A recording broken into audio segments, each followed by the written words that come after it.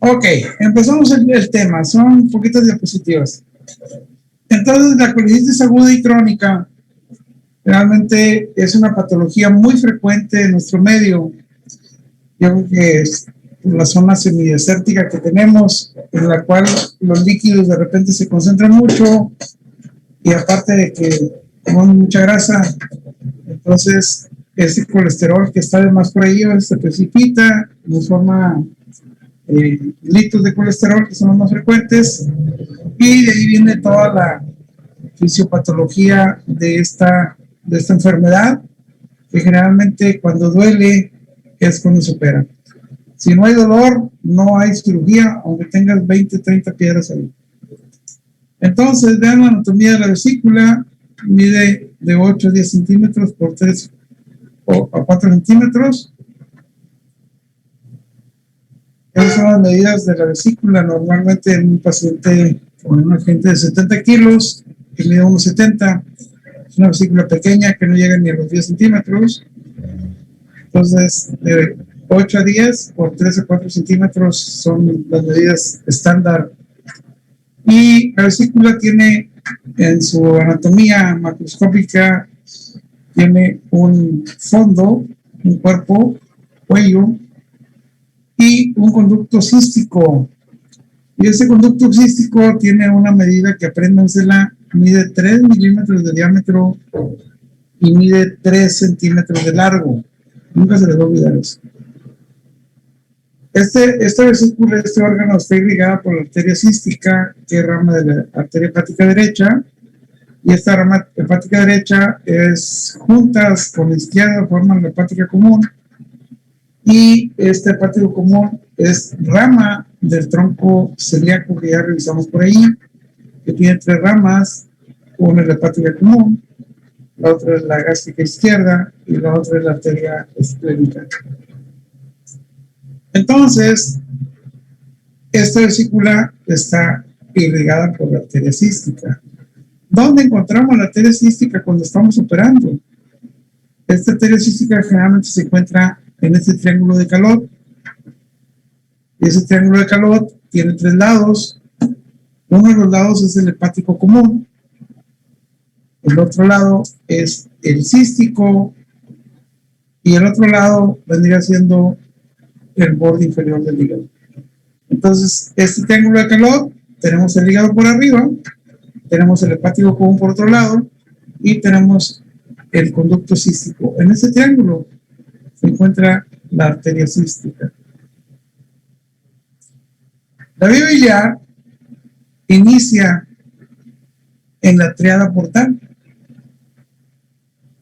Les había dicho cuando veíamos el hígado que el hígado se divide en varios segmentos porque todos los segmentos del hígado independientemente tienen una triada portal que es un canalículo biliar, una rama de la vena porta y una rama de la arteria hepática. Este triángulo portal generalmente es una triada, tiene 3 elementos y esto junto con el hepatocito van a formar casi todo lo que es el parénquima hepático y esto está cubierto por una cápsula que se llama el lisón, hablando del hígado. Entonces esta vía biliar la vamos a iniciar en esta triada y luego esta triada, cada segmento, todos los segmentos que vimos del hígado, el 5, el 6, el 7 y el 8, van a drenar en el conducto principal del hepático derecho. Y el segmento 1, que es el lóbulo caudado, el 2, 3 y 4, todos esos van a ir van a ir confluyendo los canalículos en tubos más grandes hasta llegar al hepático izquierdo. Entonces, el conducto hepático izquierdo es la rama principal de los segmentos 1, 2, 3 y 4, y el conducto hepático derecho es la rama principal de los segmentos 5, 6, 7 y 8. Estos dos conductos, derecho e izquierdo, se juntan y forman un conducto hepático que se llama hepático común. Y este conducto hepático común, que mide alrededor de 12 a 4 centímetros, cuando se une con el conducto cístico de la vesícula que estamos hablando, de allí en adelante ese conducto se llama colédoco, el cual mide de 6 a 8 centímetros, perdón, de 6 a 9 milímetros de diámetro, este colédoco, y tiene 4 segmentos. Tiene una porción supraduodenal de 2 a 3 centímetros, tiene una porción retroduodenal de 1.5 a 2 centímetros, y tiene la porción más larga del colédoco, que es la porción pancreática del colédoco, que mide de 3 a 4 centímetros, y luego termina en la pared del duodeno, en la segunda porción, en la cara posterior interna, y ahí tiene un trayecto con lo mucho de 10 milímetros. Estos conductos, a veces hay unos conductos aberrantes, o sea que por lo regular no existen, más que todo lo que estamos hablando. Y estos conductos aberrantes son los conductos de Luschka, que a veces cuando no los detectamos están drene bilis y hacen un bilioma. Lo común es que no existan esos conductos de Luschka, porque una vez que los encontremos vamos a tener que ligar uno por uno, porque esos conductos de Luschka comunican la vía biliar del hígado con la vesícula, y si no los ligamos van a estar completamente siempre produciendo bilis ahí. Y luego tenemos otras cuestiones que se llaman cuerpo de Rokitansky-Aschoff, y estas prácticamente son glándulas que penetran en la mucosa de la vesícula cuando esta pared está muy engrosada. Cada que hay dato inflamatorio en la vesícula, o sea que tienes una colecistitis, cada que va haciendo eso, la pared de la vesícula, que es aproximadamente de 2-3 milímetros, se engrosa. Y cada vez que se engrosa, van quedando atrapados dentro del hueso de la cápsula de la pared, prácticamente de la pared de la vesícula. Estos que son glándulas que quedan incluidas en esta pared engrosada y se llaman cuerpos de Rokitansky-Aschoff. Entonces vean ustedes todo lo que tienen que aprender de la anatomía, cuánto mide, qué estructuras tiene, quién la irriga, de dónde viene esta arteria, cómo se forma la vía biliar. Se inicia donde está el hepatocito. El hepatocito por un lado tiene el canalículo biliar, por otro lado le pasa una porción de la porta, y por otro lado le pasa una porción de la arteria hepática, y justo se llama triada portal, y ahí empieza a drenar la bilis del hepatocito. Y una vez que está conjugada, que ya habíamos hablado de ello, y ese canalículo va haciendo canales más grandes hasta formar los conductos derecho e izquierdo, que una vez que se junta forman el conducto hepático común, y ese hepático común sigue hacia abajo, y al unirse con el cístico, que es el de la vesícula, de ahí hacia abajo se llama colédoco, y tiene esas 4 porciones. Bien. Generalmente les digo que la cole es la cirugía más frecuente que se programa por la consulta externa. Por lo importante que ustedes sepan hacer diagnóstico. Y la colelitiasis, o sea, las piedras, es la causa más común de la colecistitis. Si un paciente llega con ustedes porque les duele el hipocondrio derecho, van a decirle que tiene una inflamación de la vesícula que se llama colecistitis. Si es menos de 2-3 días, es aguda. Si ya tiene varios episodios, es crónica. Y si está muy intenso el dolor, es crónica agudizada. Vean todos los términos que tiene. Pero todo este problema generalmente la causa es hasta el 99% de esta inflamación de la vesícula es que tenga piedras. Generalmente es más frecuente en las mujeres, con una edad promedio de 37 años. Cuando yo tenía la edad de ustedes, decían que el problema de la colecistitis era la enfermedad de las 4 Fs. Y las Fs eran por siglas en inglés, en el cual una F era fat, que estaban gordas las pacientes. La otra era family, o sea que tenían muchos hijos los pacientes. La otra es que era 40, que eran cuarentonas las pacientes. Y la otra es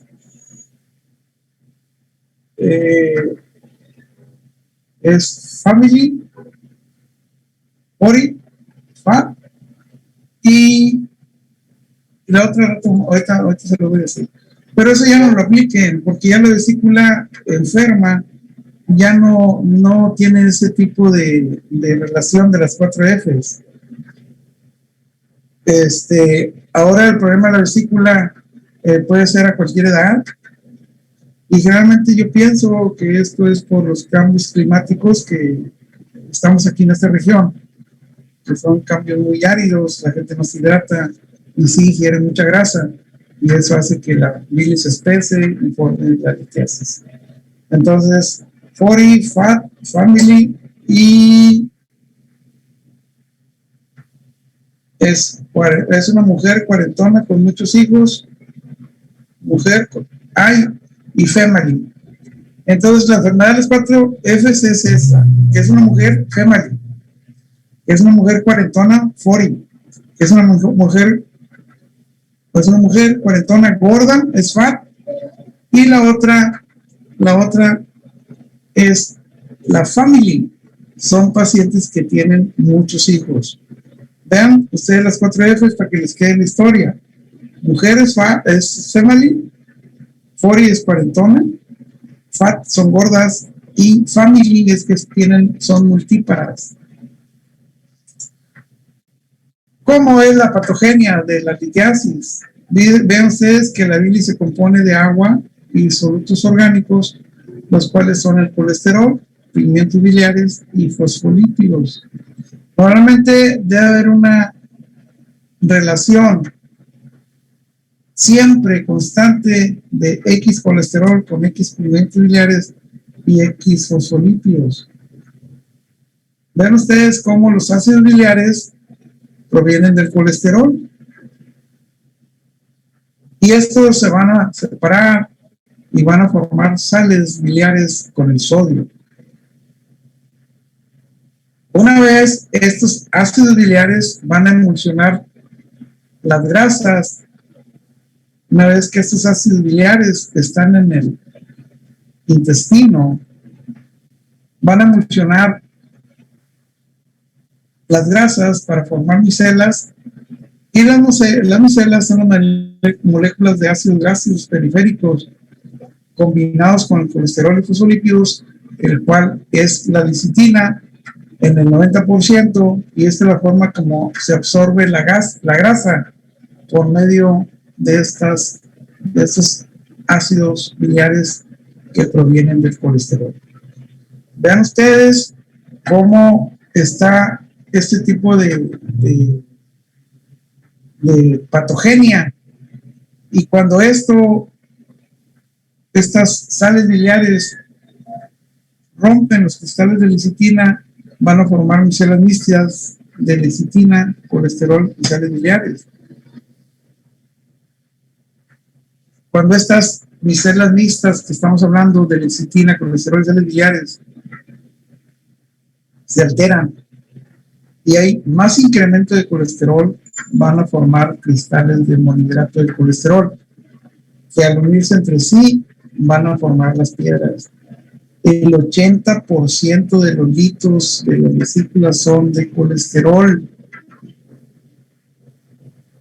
Y una de las funciones de la vesícula es que de todo el líquido que le entra, de los 2 litros de bilis que se produce, el litro que se produce por 24 horas, de ese litro en la vesícula biliar, de ese líquido, la vesícula va a absorber el 90% del agua que contiene la bilis. Y una vez que absorbe esta agua, esto es lo que nos va a explicar la concentración que adquiere la bilis para cada vez estar más espesa y de esta forma formar los litos, formar las piedras. Entonces, vean ustedes la fisiopatogenia. ¿Cómo está la patogenia de la formación de las piedras?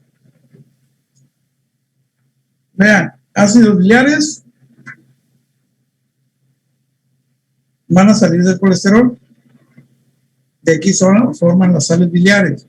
Los ácidos biliares van a emulsionar las grasas y forman micelas. Las micelas son moléculas que tienen ácidos grasos periféricos combinados con colesterol y fosfolípidos, del cual de todo este concentrado la mayor parte es lecitina. Las sales biliares, estos que ya estamos acá, estas sales biliares, se van a romper estos cristales de lecitina, de colesterol, y forman micelas mixtas de lecitina, colesterol y sales biliares. Estas micelas mixtas, que es la unión de ácido biliar, que proviene del colesterol, ácido biliar, se junta con la grasa, forman las micelas, y estas micelas son de colesterol, de grasas, de lecitina, y cuando estas rompen esos cristales de lecitina, que es la mayor parte, van a formar micelas mixtas, que son lecitina, colesterol, sales biliares, ese conjunto de sales mixtas. Y esas sales mixtas, cuando predominan en cantidad más que el líquido, se van a concentrar y nos van a formar cristales que una vez que se juntan estos cristales de sales mixtas, van a formar los cálculos. Apréndanse bien esta patogenia para que ustedes expliquen por qué se hacen las piedritas ahí. Y si ustedes operan una vesícula y van a ver que una paciente a veces tiene una piedra, a veces tiene 2 piedras, a veces las tiene de menos 5 milímetros, a veces las tiene 2 centímetros. Y para no hacerles grande la plática, me ha tocado operar vesículas que las hemos contado y tienen hasta 900 piedritas, desde muy chiquitas hasta de medio centímetro. A veces tiene 10, 15 piedritas y todas parece que tuviéramos un ingeniero ahí adentro, porque todas son del mismo tamaño, de la misma forma. Entonces, esa es la naturaleza que tenemos aquí. Yo no entiendo por qué se forman así, en esa forma. A veces tienen forma de huevo, a veces son poliédricas, pero poliédricas y todas son iguales, la muy grande y la muy chica. Entonces, vean ustedes cómo los cálculos biliares generalmente son mixtos. Les decía yo que el 80% son de colesterol, calcio, bilirrubina, proteínas y ácidos biliares. Entonces, la mayor parte la va a formar el colesterol. Acuérdense que los ácidos biliares salen del colesterol. Entonces, también hay cálculos puros, también van a ver aquí ya 80 más 10 es 90 y sigue predominando el colesterol. Y hay otros cálculos que son negros. Los negros, cálculos negros, así como carbones, son cuando la bilirrubina no se conjuga. Es en aquellos pacientes que tienen hemólisis, que tienen anemia hemolítica y hacen piedritas a los 10 años de edad, a los 8 años de edad. Cuando opera a un paciente con una colecistitis y tiene piedras negras, hay que buscar que este paciente generalmente tiene hemólisis. Entonces hay una gran cantidad de bilirrubinas no conjugadas, que esto va a hacer que se precipiten y nos van a formar esos litos negros que son muy frecuentes en pacientes que tienen hemólisis. Vean cuál es la función de la vesícula. Absorbe otra vez agua. 90% de la bilis, el líquido agua que se encuentra en esta bilis, el 90% se absorbe. Entonces esto lo que hace es que concentra la bilis. La capacidad de la vesícula es de 60 centímetros cúbicos, no es nada. Generalmente esta vesícula se contrae por esta hormona que se llama colecistocinina, que se produce en la mucosa del duodeno. Y una vez que los alimentos grasos caen al duodeno, se estimula colecistocinina, y esa colecistocinina estimula la vesícula para que vacíe su contenido. Por eso un cólico biliar, cuando el paciente tiene inflamada la vesícula, tiene una piedra atorada ahí que no deja que se haga la buena función de la vesícula, no absorbe líquido. Cuando eso sucede, el cólico biliar lo pueden presentar a los 2 minutos de haber comido. De cuenta, se echa un pedazo de grasa a los pacientes que tienen este problema, cae la grasa por gravedad del esófago al estómago.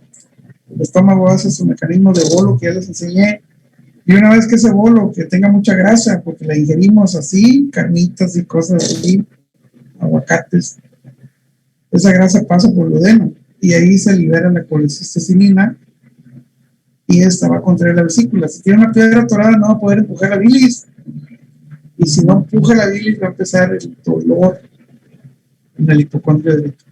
Esa es la fisiopatología. Entonces, un paciente que tiene una vesícula inflamada, por eso piden la cirugía a gritos. Oiga, yo opéreme, porque a veces hasta el agua que toman les duele. Entonces vean ustedes cómo está esta fisiología y por qué el dolor y cuándo aparece el dolor después del ingesta de grasa, a los 2 a 6 minutos. Y luego a veces cuando queremos ver por imagen cómo se mueve la vesícula, hacemos esta prueba de Boyden. La prueba de Boyden consiste en darle grasa y ver cómo esa grasa empieza a estimular la vesícula. Y para lo que nos sirve esto, la prueba de Boyden, es para que uno le dé comer grasa al paciente, se estimula la colecistocinina, se produce, y vemos que esta hormona ya no estimula la vesícula, ya no se contrae. Y si no se contrae, va a haber un Boyden positivo que puede ser la causa de la colecistitis aguda que tenga almacenado la bilis ahí y que esté infectada por el contacto que tiene la bilis con el duodeno. El duodeno es tripa, que es la segunda porción del duodeno, su intestino. Entonces, esta colecistitis, esta inflamación que está ahí por piedras, y vemos que no se mueve la vesícula, esta es una vesícula asinética o está disociada, y esta vesícula con esta prueba de Boyden es una vesícula muy rara. Siempre que operamos, cuando operamos el estómago, que les decía yo que hacíamos las vagotomías, cuando hacíamos la vagotomía para hacerle la inervación al estómago para que no tuviera el estómago ya la fase cefálica, no se empezara a producir acidez por oler alimentos o ver alimentos, y quitamos el vago. Si hacemos una vagotomía troncular, vamos a quitar la inervación de la vesícula, porque el vago inerva la vesícula. Si una vez que quitamos la inervación, pues obviamente que la vesícula no se va a contraer, aunque esté el estímulo de la hormona de la colecistocinina, y eso sería una prueba de Boyden positiva.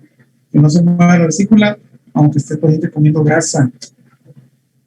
De cuando que le dan a comer grasa, pues sí. Esa es la prueba de Boyden. ¿Qué es lo que dispone? ¿Qué es lo que predispone para que formen piedras? Realmente otra vez, mujeres cuarentonas, reproductivas, gordas. Aquí están las 4 F, miren. Family, fat. Esta es family. Esta es fat. Esta es family, mucha gente. Y generalmente son mujeres de 40 años, 40. Les había dicho que la hemólisis también te puede producir glítulos negros. Y vean ustedes el alma de la vesícula. Realmente los alcohólicos el alcohol protege a la vesícula para que no formen piedras. El alcohol protege contra la litiasis cuando ingieren alrededor de 20 gramos. Se ponen hasta atrás. Cuadro clínico de la colecistitis, dolor hipocondrio derecho. Más de 6 horas es colecistitis aguda. Corre, irradia a la escápula derecha y al hombro derecho. Puede haber datos de irritación peritoneal, o sea que la vesícula esté muy, la pared muy edematizada y vaya a formarse un plastrón allí. Y cuando esto está, se presenta este signo que es el signo de Murphy.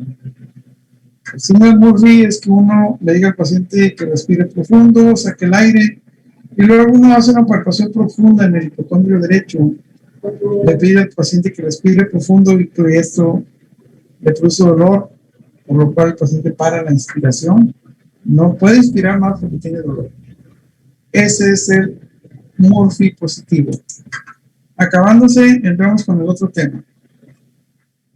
Luego, cuando esta vesícula está muy engrosada, muy inflamada y ya está tan grande, se sale del tamaño que ya les dije yo a ustedes, y ahí está la vía biliar pegada, y cuando la comprime y produce este cuadro clínico se llama síndrome de Milici.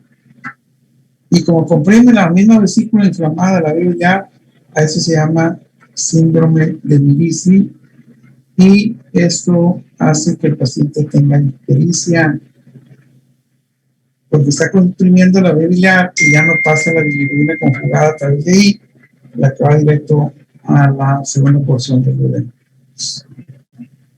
Entonces, les decía yo que si la pared es gruesa, en la pared quedan glándulas atrapadas ahí, glándulas de la mucosa que quedan atrapadas en esta pared engrosada, y le decía yo que se le llaman cuerpos de Rokitansky-Yashchov. Vamos para conocimiento, porque cuando uno quita la vesícula se viene todo esto. No confundan esto con las otras que les platiqué, que tienen otro nombre, ¿sí? En el cual yo les dije que el nombre de estos conductos son los conductos de Luschka. El conducto de Luschka, hagan cuenta que es un conducto que está en el hígado y penetra hacia la vesícula. Es otra cosa. Y esos cuerpos son glándulas que se encuentran en la vesícula, en la mucosa, en la submucosa. Y cuando se engrosa la pared, ahí quedan atrapadas y se mira como cuerpo de Rokitansky. Hagan cuenta que miran la pared muy gruesa, puede ser pared hasta de 10 milímetros, 12 milímetros, más de 1 centímetro. Y ahí vean estructuras que no son parte de esa pared. Eso que miran ustedes ahí son glándulas que quedan atrapadas y les llaman cuerpo de Rokitansky-Yashchov.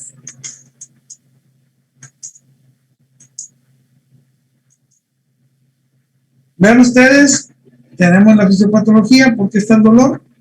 Tienes una piedra, se atrapa en el cístico, aumenta la presión de la vesícula.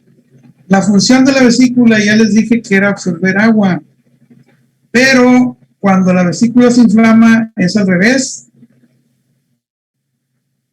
Esto va a hacer que esta vesícula, en vez de absorber agua, va a secretar agua. Vean lo que dice aquí, secreta agua. Entonces, cuando se está secretando agua de la mucosa hacia el interior de la vesícula, nos va a formar el hidrocolecisto. Y este hidrocolecisto es una urgencia. Muchos de los radiólogos ya saben y están en combinación con el cirujano y le dicen, pon esta palabra para poder operar. Está la piedra atrapada aquí, se llena de agua, este hidrocolecisto va a producir isquemia, va a hacer que proliferen las bacterias, ya no se reabsorbe el agua, ahora va a secretar agua. Y esto mismo es un círculo vicioso que hace que terminemos operando una vesícula aguda en menos de 72 horas. Si esta infección bacteriana que está aquí sigue dominando el ambiente de ese sitio van a formar el piocolicisto, que es una vesícula llena de pus. ¿Qué le pedimos a un paciente? El estándar de oro para diagnóstico de la colelitiasis. Ustedes tienen un paciente que les llega, una mujer gorda, cuarentona, que tiene muchos hijos. Les llega esa mujer y les dice que le duele abajo de la costilla derecha. Con eso clínico ya tienen casi el diagnóstico, lo van a confirmar con un eco. El eco ahí dice sensibilidad del 95 al 98%, pero con los ultrasonidos modernos actuales, el diagnóstico tiene una sensibilidad y una especificidad del 100%. A menos que el radiólogo no sirva, que sean radiólogos que vayan empezando la carrera y no sepan distinguir esto, se les va el diagnóstico, pero el diagnóstico es por eco de abdomen superior, en el cual van a ver la vesícula distendida más allá de los límites normales. Van a ver que la pared de la vesícula está más gruesa de 3 milímetros, tiene un doble halo, y luego van a ver que tiene piedras y hacen una imagen hiperbólica. Ya lo demás ni lo aprendan. El diagnóstico es por eco, cuadro clínico y ultrasonido. Si hay infección, si está haciéndose pus, los leucos van a subir, igual que el apéndice. Si es una vesícula aguda y nada más dolió tantito y no hizo más problema y empezó a vaciar la vesícula, entonces a veces los pacientes tienen leucos normales, entre 8 y 10 mil, y a veces se quejaron que tuvo dolor y fingen dolor para que les hagamos la cirugía dentro de las 72 horas, pero los leucos están normales. Entonces, a veces, generalmente, nosotros nos salimos de la guía de práctica clínica porque ellos dicen que los cuadros agudos deben de parar las 72 horas, y lo común, porque rebasan a la estructura de un hospital, por lo regular las vemos, les clavamos el dolor y las operamos en otro tiempo cuando la vesícula no está inflamada. Eso es lo común que se hace, es lo común que se aplica, pero la regla dice que una vesícula inflamada la tienes que operar dentro de las 72 horas siguientes. Entonces se inflama, hay que operarla. Se inflama, hay dolor, hay piedras, hay que operarla. Si no se inflama, no hay dolor. Entonces, si lo haces un ultrasonido de rutina por otro problema y ves que hay piedras, pero no está inflamada la vesícula, no tiene doble halo, no está engrosada, no está aumentada de tamaño, y ese paciente jamás ha tenido dolor en la vesícula, a ese paciente no debemos de operarlo, a menos de que tenga una comorbilidad o se vaya a residir por tiempo prolongado a otro país y allá no tenga medios de salud que le puedan hacer una cirugía. Ejemplo, se va a vivir a la Sierra Leona, allá en África, los gentes de Médicos Sin Fronteras hacen eso. Ya me lo se me acaba el tiempo. Diagnóstico diferencial, aquí están. Aquí están. Vean cómo el apéndice siempre está dentro del cuadro abdominal agudo. Tratamiento es quirúrgico. Hasta aquí se acaba la clase. El tratamiento de la vesícula debe ser quirúrgico. Ahorita todavía en este tiempo se opera la mitad laparoscópica y la mitad abierta. Pero si ustedes me preguntan a mí, yo les digo que todas las cirugías de vesícula, todas deberían de ser laparoscópicas. Entonces el tratamiento es quirúrgico, laparoscópico del cuadro de colecistitis, que generalmente es 99% es por piedras y siempre deben de tener un cuadro de. Entonces, ¿qué es lo que se relaciona con esta patología? Cuando no hay piedras, y también es cuando la vesícula casi no se mueve, y esto es muy frecuente en hombres. Cuando se quema el paciente hay pérdida de líquidos y por lo tanto se hay el cambio ese de los líquidos con las bilis que les mencionaba en la fisiopatología y hacen que haya litiasis. Eso está relacionado con este tipo de problema formadora de piedras. Otra vez, las colecistitis asintomática. El paciente que no tiene dolor no se operan. Y esta discinesia que lo vamos a diagnosticar con esta prueba de Boyden, que es la colistografía oral, en el cual le dan grasa al paciente. Van a ver que esta discinesia, cuando está ahí, que la vesícula no se mueve como tal, esto también es una indicación de que hay que operar al paciente, porque esta disinencia, como no se mueve bien la vesícula, va al final de cuentas a formarnos mitos. Entonces, eso se relaciona con la formación de piedras. Bien. Dudas. Si no hay dudas, prácticamente el tiempo ya se me acabó y vamos a empezar con la plática de pancreatitis. Dudas, Carla. Espero que hayan anotado todo, porque ese va a ser el pan de ustedes. Cuando ustedes se quieren ganar más del dinero que gana como médico general uno, tienen que saber hacer diagnóstico para que pidan a un cirujano que lo operen y se van junto con el cirujano a operar y el cirujano les tiene que pagar a ustedes sus honorarios. Pero si no saben, bye. Se van a quedar con la pura consultita. Doctor. Entonces, tengo una duda. Dime. El tratamiento médico se descarta.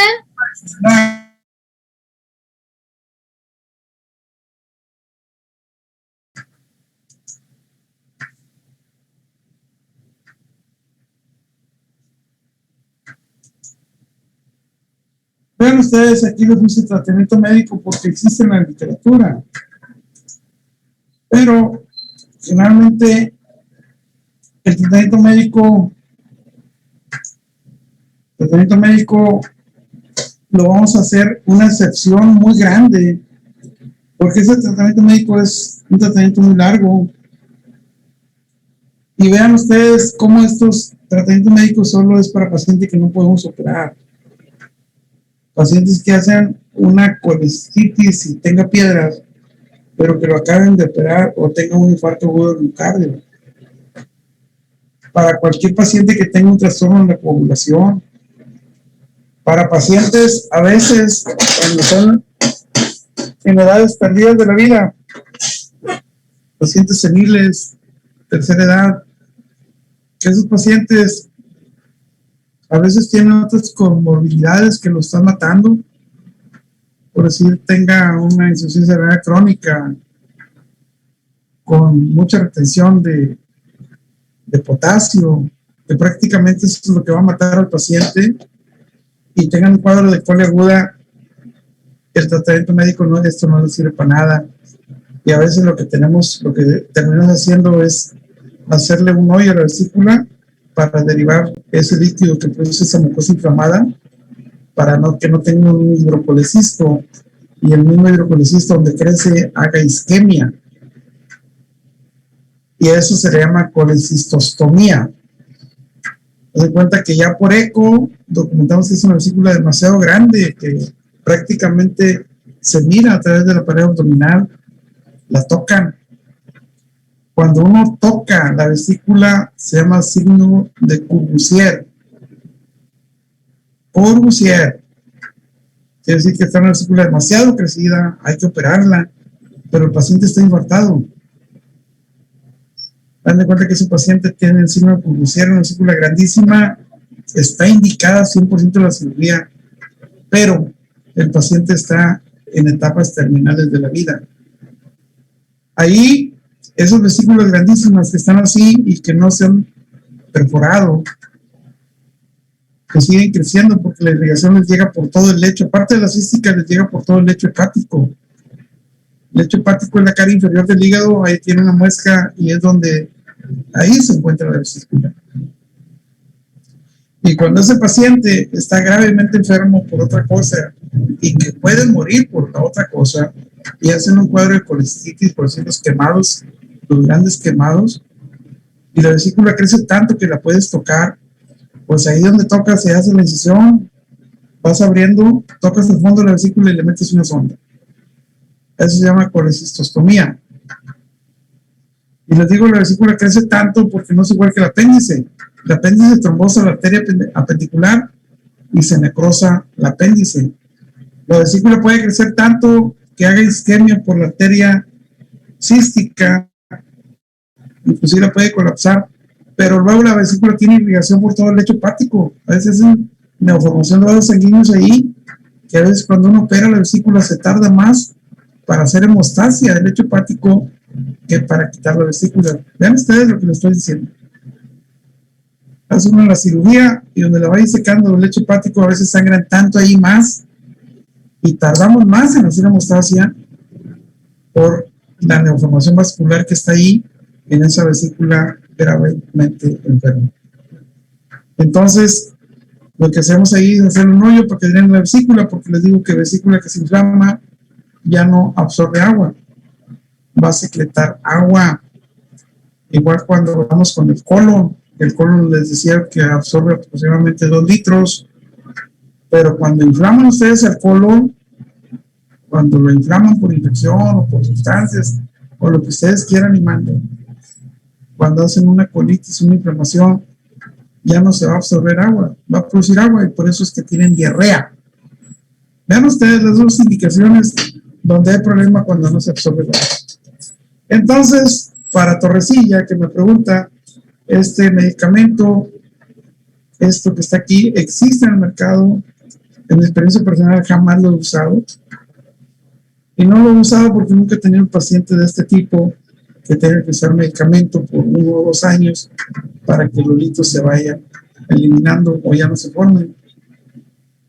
Y aquí eso tiene otra cuestión de que a veces hace litos muy pequeños y se van más allá de la vesícula y se atoran en el colédoco. Eso se llama coledocolitiasis. Ese es otro problema más agregado, porque tienes que hacer una CEPRE para drenar la vía biliar y luego después tienes que hacerle la colestectomía. El proceso de CEPRE no es un proceso gratis, cuesta alrededor de 30,000 pesos. Y aparte, después hay que hacerle colestectomía, hay que quitar la vesícula. ¿Aclarada tu pregunta, Torrecilla? Sí, doctor, gracias. Bien, vamos a buscar la otra plática. La otra plática es la pancreatitis aguda. Y con esto terminamos nuestro curso de cirugía. Entonces, esta es la otra plática que por ahí les armé. Lo armé hace años, pero lo mismo. Y vean ustedes cómo la anatomía del páncreas es un órgano 100% retroperitoneal. Tiene una situación oblicua, ¿sí?, inclinada hacia arriba desde el asa del seno del duodeno hasta el hilo hepático. O sea que la cabeza del páncreas está más abajo que la cola, porque la cola del páncreas hay un ligamento espleno pancreático que se encuentra ahí. ¿Dónde dejó? Sí. No sé, estoy pensando que sea el apéndice. Voy a tener que darme guión para no quedarme yo con el diagnóstico conmigo.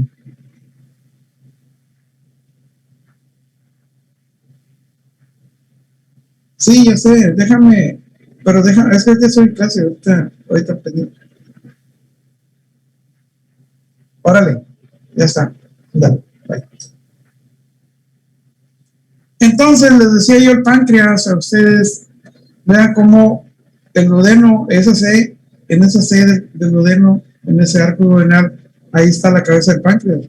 Por eso las cirugías de páncreas en relación al duodeno, al estómago, a múltiples estructuras que están ahí, porque prácticamente la arteria mesentérica superior pasa por el cuello del páncreas. Y hacer una cirugía ahí, generalmente nos estamos llevando la vida del paciente cuando operamos este órgano.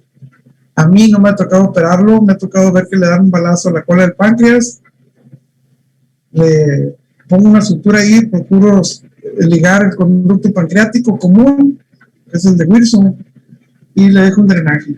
Ya cuando no drena bilis, se sella allí y hacen un pseudoquiste, pero ya en ese momento ya le salvé la vida al paciente, porque este órgano tiene una situación anatómica muy, muy difícil de entrar, de operar. Pero cuando hay cirugía de trauma, no me da uno gusto ahí, porque tenemos la indicación absoluta de ir a ver ahí y de resolver el problema que ya trae el paciente por el problema que alguien le hizo, un balazo, un piquete.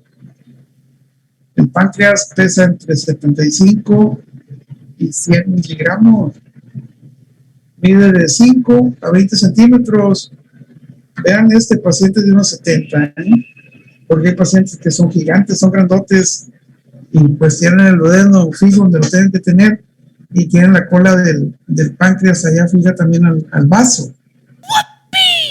¿Eh? Entonces, el páncreas ya les digo que va desde la sede del duodeno hasta el vaso, hasta, no al hilio, sino a la punta del polo inferior del vaso, y del polo inferior del vaso, que es lo que llaman un esplénico, allí del polo inferior del vaso hay un ligamento hacia el páncreas, hacia la cola del páncreas, es el ligamento escleropancreático, y hay otro ligamento escleropólico que va a lo que es el ángulo esplénico del colon, donde viene el colon transverso, sube, ahí está un epiplón, una parte del peritoneo que lo fija, lo que es el ángulo, lo que es el colon transverso, en el ángulo esplénico, ahí lo fija, y lo baja el colon descendente.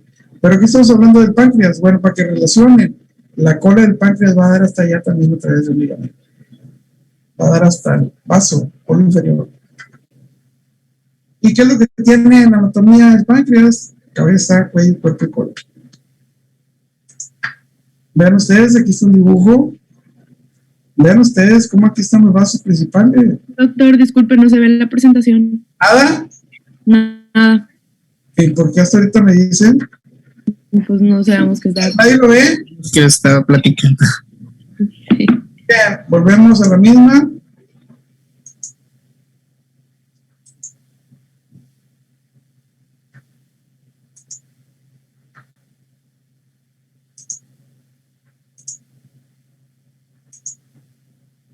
Es que voy a operar a mi hija del apéndice, por eso es que ando un poquito atrasado.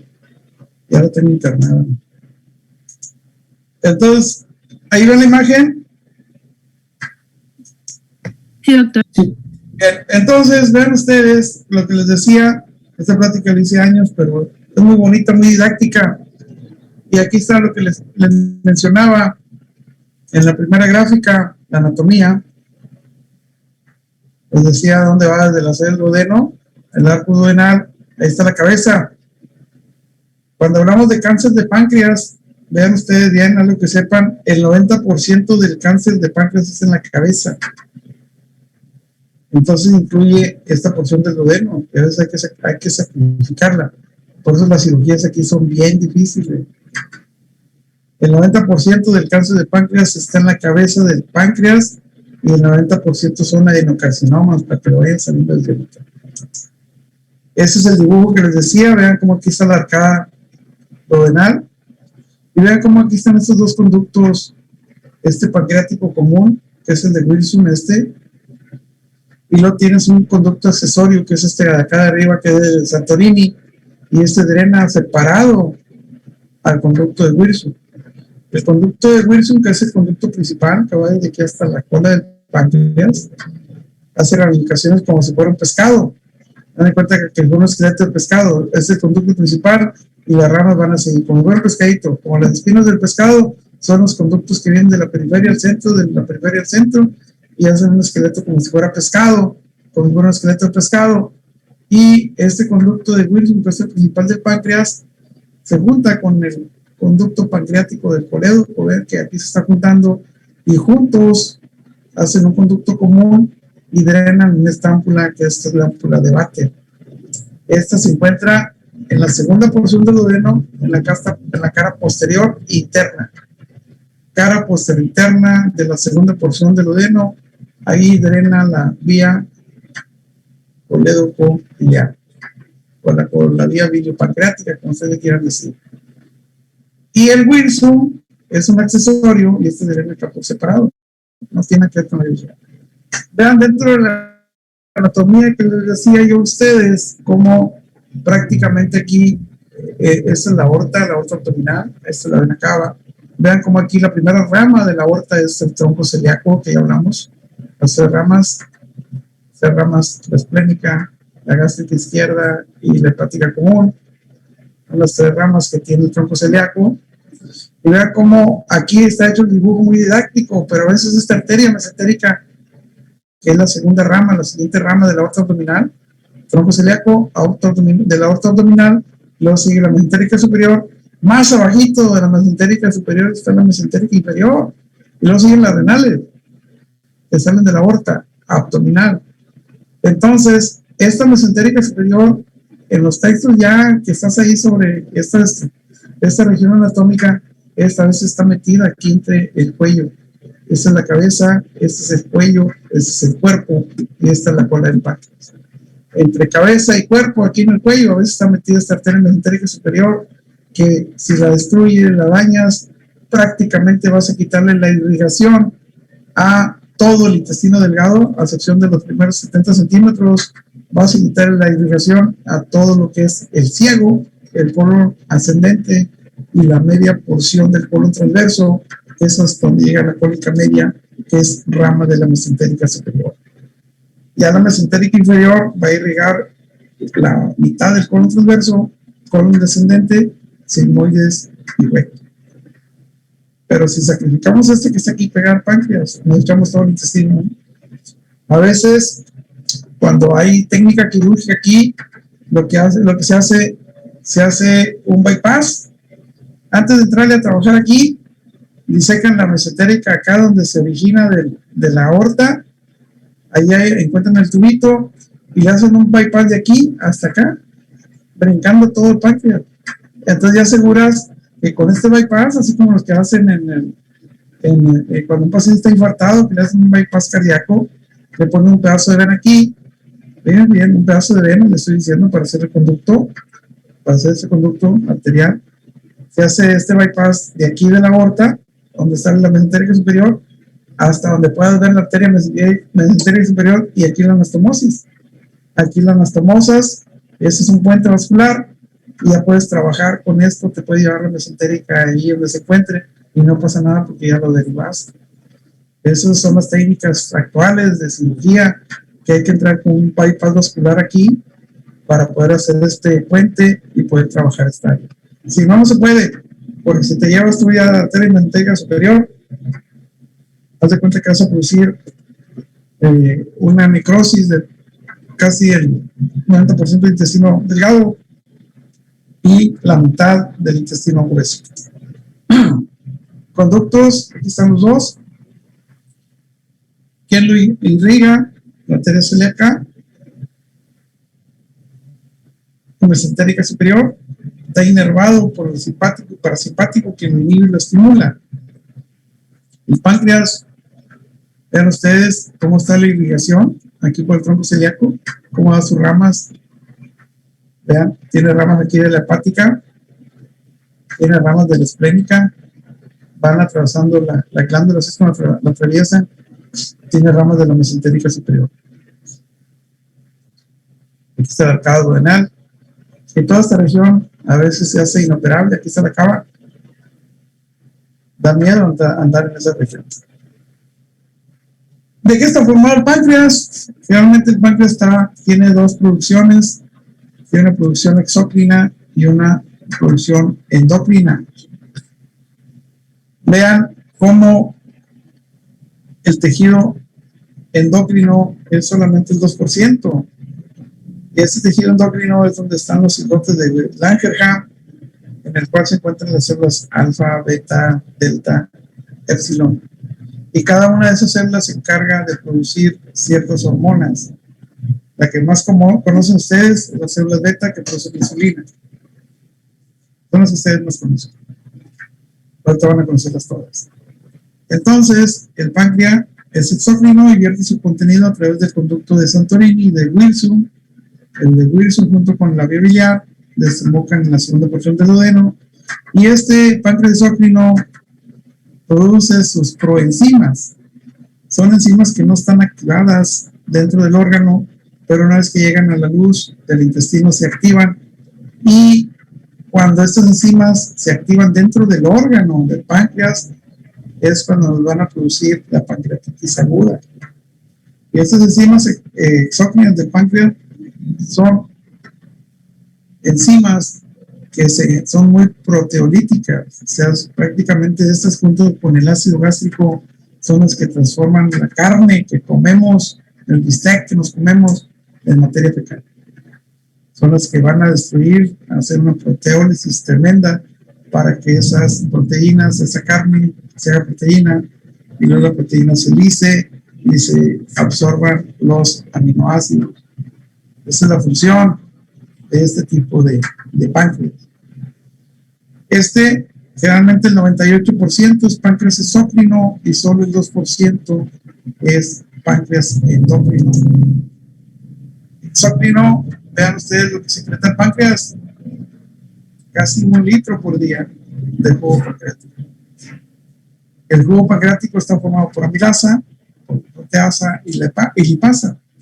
Por eso cuando el paciente tiene una pancreatitis, lo que pedimos en laboratorio son niveles de amilasa, que generalmente se mantienen elevados en los primeros 5 días, y después lo que se mantiene elevado es la lipasa.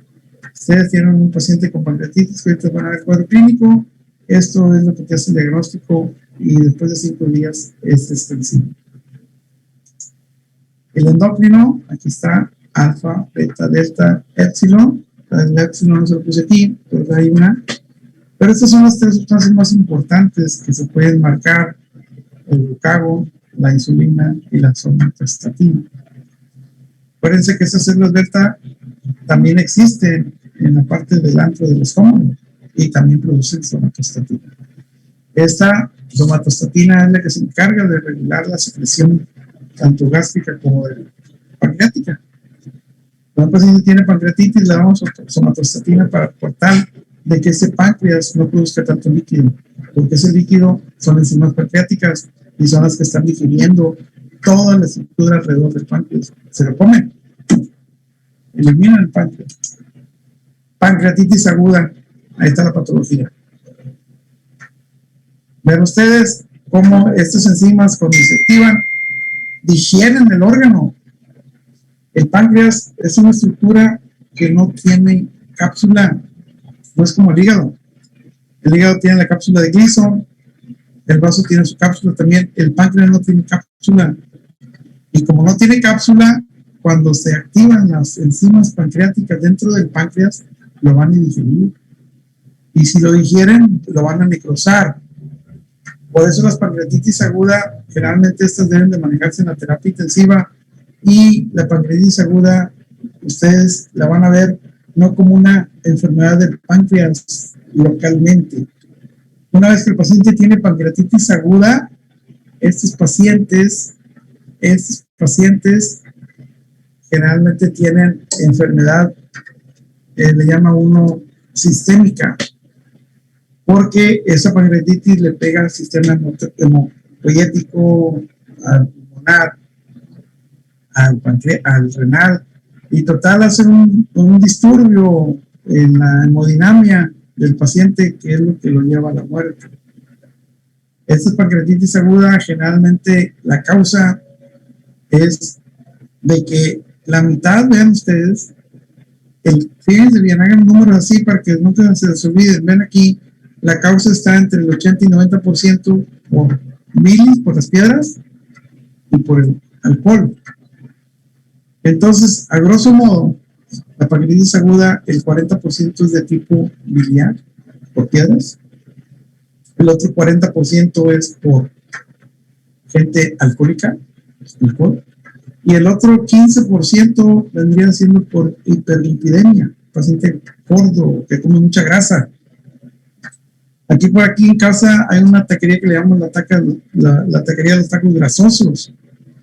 Y hay gente que va y se come los tacos grasosos y se chupa el caldito de grasa. Hay gente que ha comido grasa en la Navidad, sigue la Navidad, llega el Año Nuevo y el Año Reyes y pura grasa, y termina con un cuadro de pancreatitis aguda. Les toma uno el colesterol, y los colesteroles quieren de andar entre 100 miligramos, traen hasta 3 gramos en la sangre, pura grasa, y nos da un cuadro de pancreatitis. Entonces, biliar, piedras, alcohol, y el otro 15% es de tipo de hiperlipidemia, y estos 3 hacen el 95% de la pancreatitis aguda, son las causas, y el otro 5% es de origen múltiple, como hablamos hace rato, los quemados, etcétera, etcétera. Vean ustedes, el páncreas tiene la función exócrina, les digo, y produce proenzimas que se activan en el duodeno. Cuando el paciente tiene pancreatitis, la causa es de que se altera este proceso, no se sabe la causa, y empieza una autodigestión. Las enzimas de esas se empiezan a comer el páncreas, para que lo entiendan así literalmente. Y esto es la pancreatitis aguda. Entonces, como es una enfermedad sistémica, les vuelvo a decir, se activan las enzimas digestivas adentro del órgano, y luego esto hace que todo haya un proceso inflamatorio. Acuérdense que no tiene cápsula el páncreas, y toda esa inflamación, esa necrosis, esos cambios de digestión del propio páncreas se van hasta la periferia del páncreas, y lo que hace el organismo nosotros es que trata de hacer un plastrón grande allí para limitar el problema, limitar las enzimas pancreáticas, y esto a lo largo forman un pseudoquiste que le llamamos pseudoquiste pancreático, porque los pseudoquistes son estructuras globulares que no tienen células epiteliales.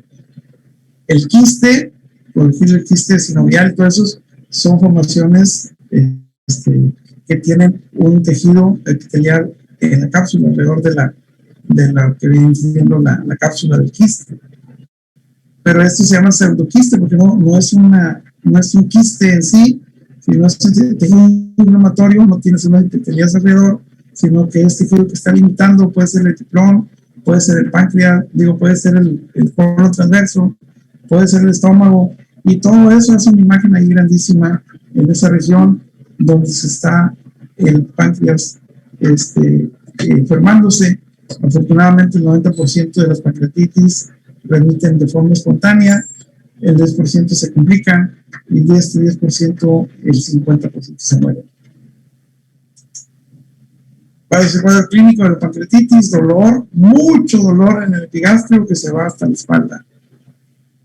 Esto ocasiona náusea y vómito. Para aliviar que esto no calma el dolor. Por eso estos pacientes que tienen pancreatitis aguda, lo que hacemos por una sonda nasogástrica para que esta secreción gástrica, que ustedes ya saben las cantidades que produce el estómago, no estimule el duodeno, y de esta forma no se estimule la producción pancreática, el líquido pancreático, y disminuye la secreción. Y por eso, hoy por hoy, desde el siglo antepasado, uno de los estándares de oro para manejo de pacientes con pancreatitis es ponerle una sonda nasogástrica.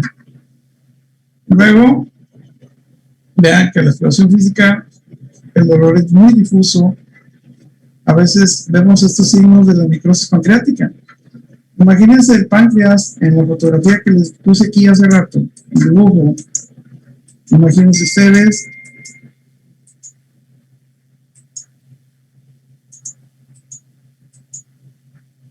la rica irrigación que tiene el páncreas. La rica irrigación que tiene el páncreas. Imagínense, miren toda la irrigación que tiene. Imagínense cómo se va digiriendo el páncreas por las enzimas, se lo va comiendo. Les digo que las enzimas son las que se activan aquí en el duodeno, digieren la carne, un pedazo de carne que nos comemos. Este tejido es proteína. Entonces, cuando se activan las enzimas aquí adentro, digieren el órgano, digieren los vasos sanguíneos, lo rompen y producen necrosis. Y entonces aquí es donde entra la pancreatitis necrótica hemorrágica, que son los pasos ya casi terminales de un proceso de pancreatitis aguda que a veces llevan a la muerte del paciente. Vean ustedes, vean esta imagen para que entiendan la fisiopatología. Entonces el dolor, estos signos de necrosis que les decía, el Gray Turner y el Cullen, este Gray Turner es cuando ustedes miran manchas equimóticas a los lados de la pared, al lado de los flancos. Se miran las manchas negras de los hematomas que están por dentro, y el signo de Cullen, que es una mancha negra alrededor del ombligo, que también es por sangrado que se mira a través de la piel.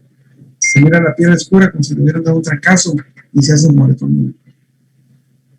Obviamente que esos pacientes, como no hay células de Langerhans, no hay lote de Langerhans, pues no hay células beta, van a tener hiperglicemia, van a tener hipoalbuminemia, van a tener hipocalcemia, porque una vez que se instala este cuadro, se secuestra calcio, y el calcio en sangre se va a acabar. ¿Cuáles son los marcadores? Llega el paciente con dolor abdominal intenso en el epigastrio, que sienten que se doblan.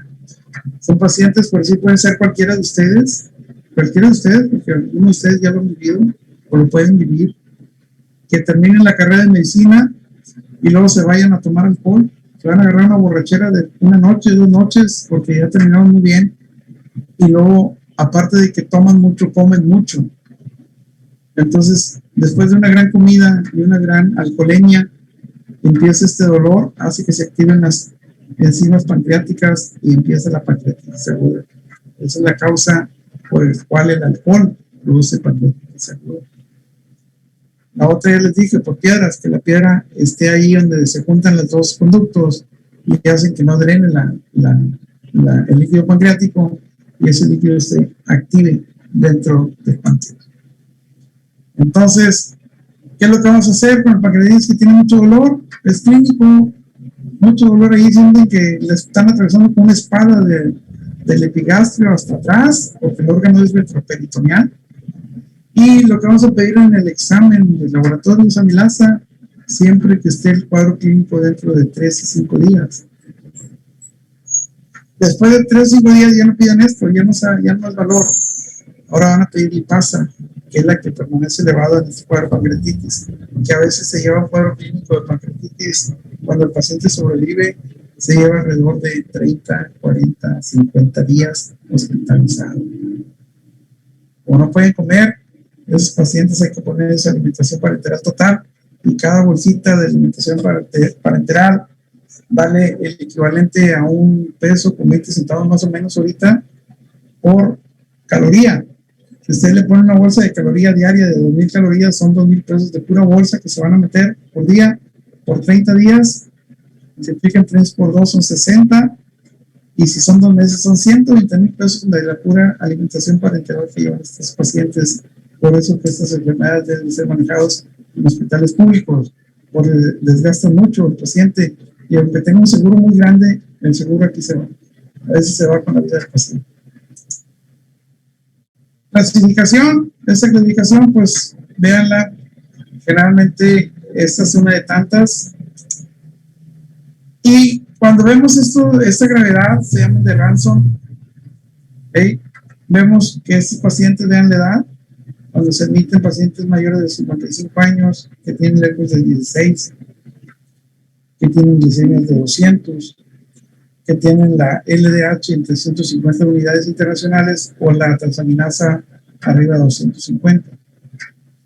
Si a estos pacientes le volvemos a hacer examen en las 48 horas y vemos que tenga estos datos más un calcio bajo de 8 miligramos, que tenga una presión de oxígeno, le ponen ustedes, hacen ingresos arteriales y está en acidosis este paciente, la oxigenación ya no es adecuada, que estos pacientes tienen un boom muy elevado, o sea, ya hay problema renal, y que este paciente disminuye el hematocrito, quiere decir que el paciente está sangrando, que ya se necrosaron o que ya se digerieron los vasos que irrigan el páncreas y se abrieron los vasos, se rompieron incluso en hemorragia, y hay una disminución del hematocrito a los dos días.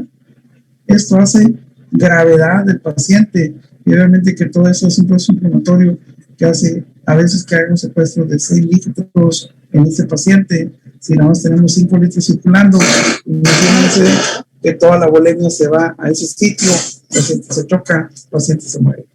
Entonces, esto es lo que manejan los internistas, que el paciente tenga un calcio adecuado, que se oxigene bien, que esta eficiencia de base se vaya más arriba, que el boom desaparezca, que el hematocrito se permanezca así en esta cifra menor, y que este secuestro líquido ya lo hayamos compensado por un catéter central que le ponemos al paciente para tener un manejo de líquidos adecuados.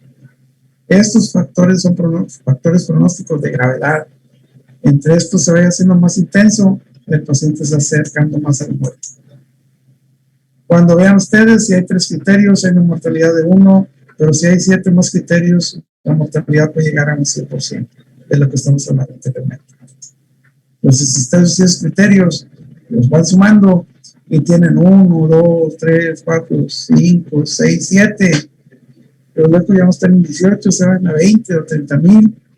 Estos pacientes se van poniendo más graves y entre más graves la mortalidad es más intensa. Aquí están los números. Y luego tenemos las calificaciones de Apache, que es generalmente lo que mide son los signos vitales, frecuencia taquicárdico, hipotenso, todos los datos de choque hipovolémico que ya les enseñé yo a ustedes. La otra hace un PCR por elección. Eso casi no lo hacemos. Generalmente esos pacientes vamos a valorar su evolución con una tomografía en la cual están los criterios de Baltasar, que son los criterios de Baltasar, son tomográficos para decirnos cómo está este páncreas. Y de este criterio de Baltasar son criterios tomográficos por tomografía y nos dicen grados de la A a la E, en el cual la A es un páncreas normal, la B nada más hay líquido alrededor, la C ya hay cambios inflamatorios de la grasa peripancreática, acuérdense que no tiene cápsula, la D hay una colección de líquidos bien definidos y la E es cuando existe todo esto, pero aparte hay gas, y cuando hay gas en el páncreas quiere decir que ya hay infección. Y esto prácticamente nos incrementa el pronóstico. Antes, cuando yo tenía la de ustedes o cuando hacía la residencia, pacientes de pancreatitis se morían. Todos los que yo tuve en la residencia, todos se murieron hasta que vino la alimentación parenteral. Vino la alimentación parenteral y nosotros la hacíamos las cantidades de carbohidratos, de grasas y de proteínas y las administramos de forma de vía central a un paciente. Pero antes de eso se morían todos. Menos la onda de la alimentación parenteral y empezamos a salvar todas las vidas. Y actualmente, en este momento, hemos tenido pacientes con Baltasar E, con mucho gas y no se nos han muerto. Empiezan a desinflamarse, empiezan a comer y después le quedan dos complicaciones a la pancreatitis. Una es el pseudoclisis que ya les mencioné y la otra es que hagan un absceso pancreático. Estos dos son quirúrgicos.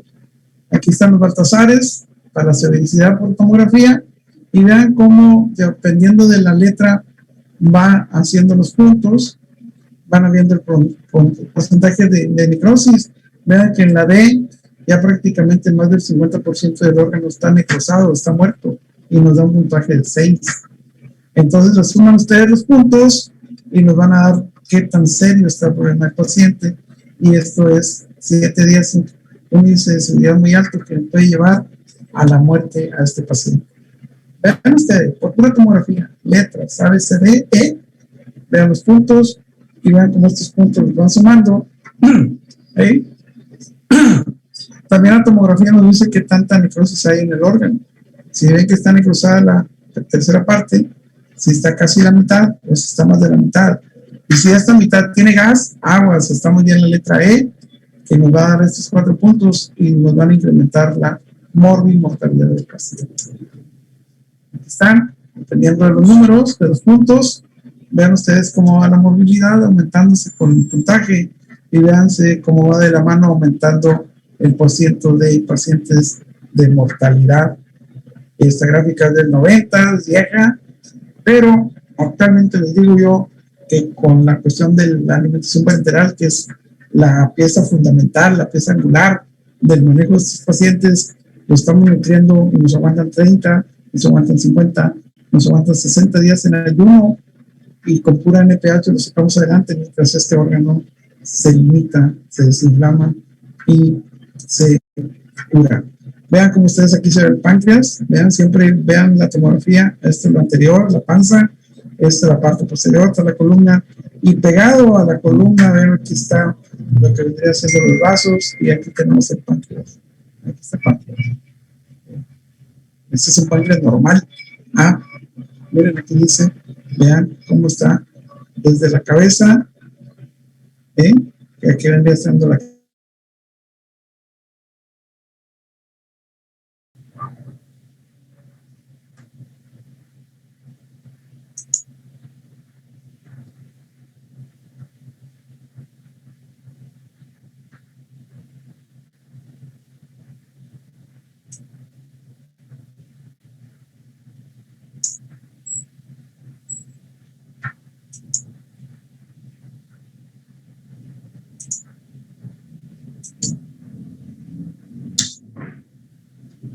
Carla, ¿ve la imagen? Sí, doctor. Bien. Entonces les decía yo que este es un páncreas normal. Traten siempre de ya empezar a leer. Ojalá que ahorita que acaban su curso de radiología ya les enseñen cómo empezar a leer las tomografías. Porque la tomografía es el estudio estándar de oro para la patología abdominal. Ya cualquier patología abdominal y ustedes no se quieran meter en problemas legales, háganle una tomografía. Si la tomografía la lee un buen radiólogo o ustedes saben leerla, van a tener una certeza diagnóstica casi del 100 y se evitan cirugías innecesarias. Esto ya empiezan a leer, vean cómo es una imagen prácticamente que el cerebro lo tienen que voltear, porque estamos acostumbrados a ver por imagen al hígado de este lado y es al revés. Acá, si ustedes ven el hígado acá, esta es la parte derecha del paciente, de cualquiera, y esta es la parte izquierda. Entonces la cabeza está aquí en la arcada duodenal que se encuentra pegada al hígado.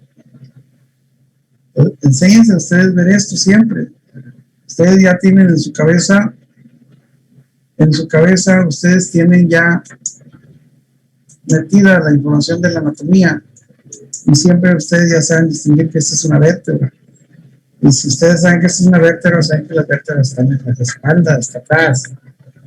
Pues, empiezan a leer, ustedes sepan leer, díganle a su maestro que les enseñe cómo leer una tomografía, dependiendo del corte del sitio anatómico, que la anatomía ustedes la deben de saber.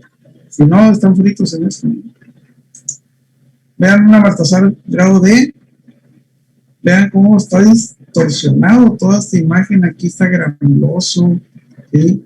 Vean cómo no sigue un patrón bien definido, vean cómo aquí se va hasta allá, aquí hay una especie de gas donde la cápsula ya se está engrosando, o la pseudocápsula que se está formando aquí. Vean cómo el estómago limita por un lado, vean que acá hacia la porción de la espalda, vean cómo está este líquido que hace que el páncreas se vaya más hacia la parte anterior. Entonces, todas estas imágenes ustedes vayan aprendiéndoselas. Es un Baltasar D, en el cual aquí la pura D nos dice que la mitad del páncreas está necrosado. Si este páncreas necrosado tuviera gas, el gas se mira así como siempre. Este es colon. Vean aquí las austras, vean el colon y vean cómo el gas se mira negro, igual que afuera del estudio. Afuera del cuerpo el gas empezó a ver negro, adentro de los órganos el gas, colon tiene gas. Entonces, si este órgano está distorsionado y le dan puntitos de gas, así manchas negras aquí, este es un Baltasar D, que dice que sí está infectado, y estos antes les decía yo que todos se morían.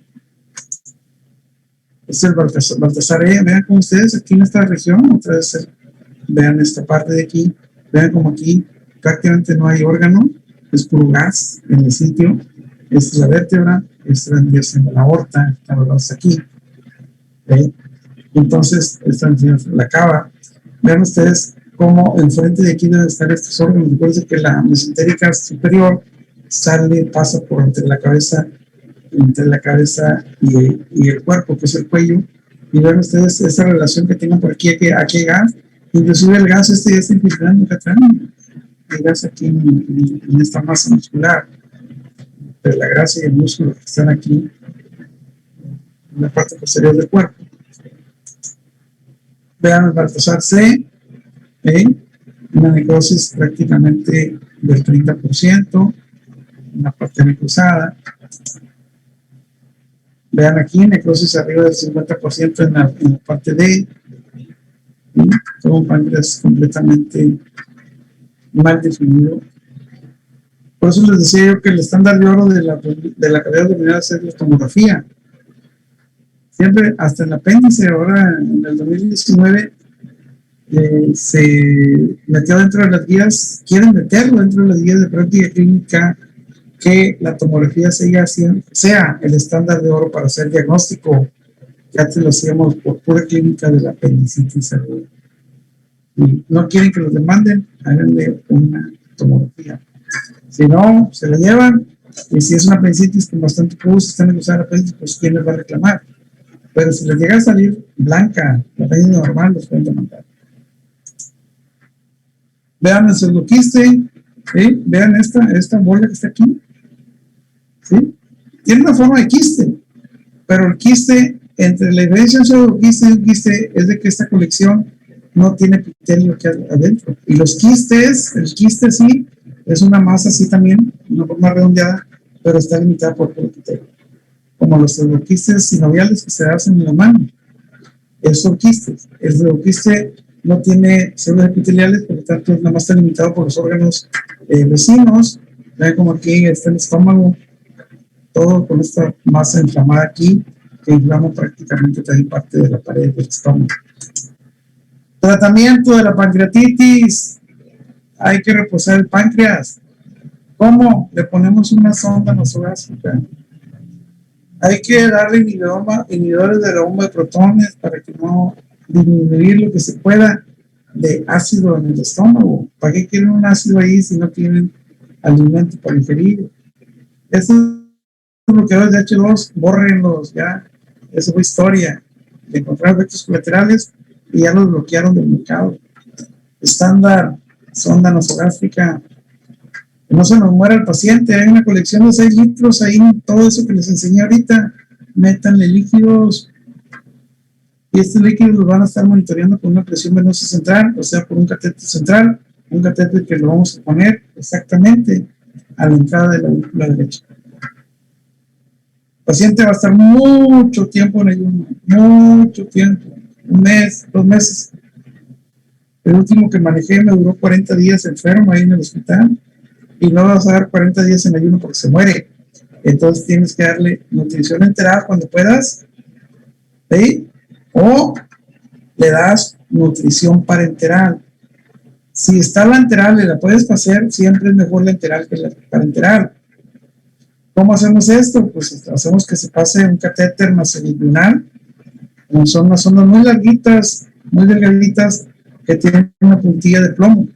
Las pasas, las dejas en el estómago, las dejas todo lo largo en el estómago, dejas la punta acá en la nariz, nasolinguinal, y ahí por gravedad el estómago poco a poquito se va llevando el plomito, de tal forma que ya cuando tú lo veas acá después del problema, ves la punta acá medio opaca del plomo, ya estás en el yeyuno, entonces puedes empezar a dar líquidos a través de la sonda porque van a llegar al yeyuno. A veces cuando operamos a estos pacientes y vemos que es una pancreatitis, pues sacamos el yeyuno, hacemos una yeyunostomía y por ahí le vamos a comer. Pero no es lo correcto, ¿no? A veces el internista se desespera y obliga al cirujano que lo opere en forma temprana. Esos pacientes no se deben infectar nunca, a menos de que sea un Baltasar E, o sea, que tenga gas en el área donde está inflamado.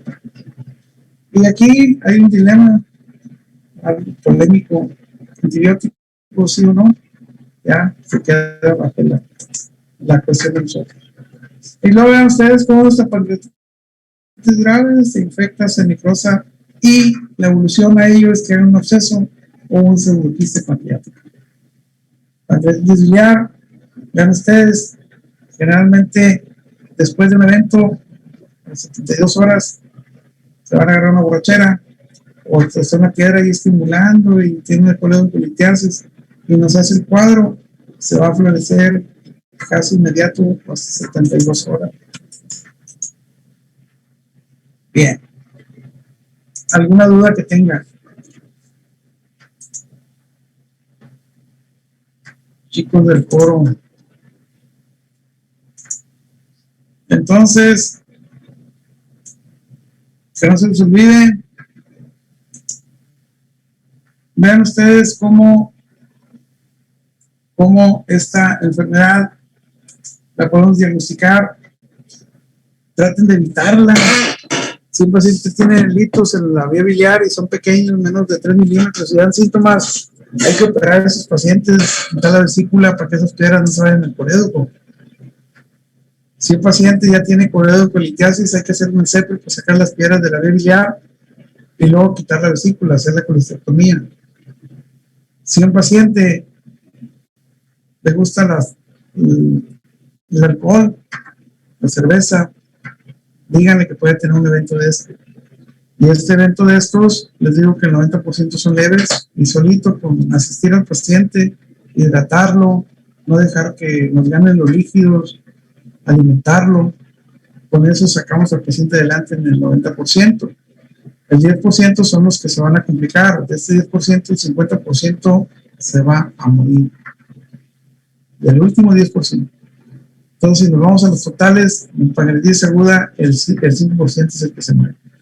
Hace pancreatitis necrótica hemorrágica, van a ver al paciente que se ve bien mal, se ve consumido, y luego le revisan el abdomen y van a ver que tiene un moretón alrededor del ombligo, que es el signo de Kuhn. Y luego van a ver que esos moretones los tiene en los flancos, en tanto el derecho y el izquierdo, en la cara lateral de la cavidad abdominal, allí, y le van viendo rumbo a la espalda y van a ver que está un moretón tremendo ahí. Ese es el signo de Great Tumor. Entonces, con esto yo concluyo mi curso de cirugía y nos vamos a ver el próximo miércoles en el examen primer final. Carla, ¿entendiste? Sí, doctor. ¿Dudas? No, todo bien. El examen final es de todo el curso, así lo tengo indicado. El examen extraordinario es de todo el curso. Entonces, igual es, cualquier tanto. Les he puesto 100 y es lo mismo. Les pongo 10 y es lo mismo. Les pongo 20 y es lo mismo. Nada más que se vuelven más loquitos cuando les hago muchas preguntas. ¿Eh? Entonces son 10 básicas. Luego viene el extra para los que no promedien. Y acabamos el curso en tiempo y en forma. Entonces ustedes ya saben cirugía de la boca al ano, incluyendo la vesícula y el páncreas. Dudas, Natalia.